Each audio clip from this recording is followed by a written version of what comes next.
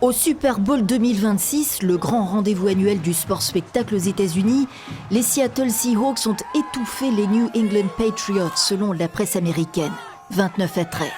La star portoricaine Bad Bunny, qui a promis de faire danser l'Amérique à la mi-temps, a fait le show, recréant les cannes à sucre de son archipel natal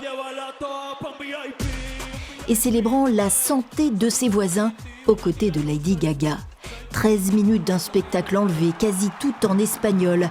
Un acte politique en soi, acte de résistance à la politique violemment anti-immigration de l'administration Trump qu'il a dénoncé à plusieurs reprises. C'est toute l'Amérique que célèbre Bad Bunny, meilleur album de l'année aux Grammy Awards et artiste le plus écouté au monde. God bless America. Ensemble, nous sommes l'Amérique, chante celui qui a évité toute déclaration frontale anti-Trump.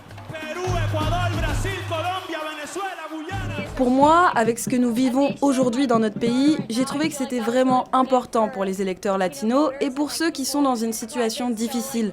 Et cette performance d'amour et d'unité a vraiment parlé à beaucoup de gens. 120 millions d'Américains devant leurs écrans, portoricains également bien sûr, sans oublier les Mexicains. Avec l'hostilité contre les latinos, qui sont la première main-d'œuvre, je crois, aux États-Unis, voir un latino chanter en espagnol pour le plus grand spectacle du monde, c'était incroyable, j'ai adoré. Trump, qui a boycotté le Super Bowl cette année, dénonce un spectacle répugnant auquel personne n'a rien compris, un affront à la grandeur de l'Amérique.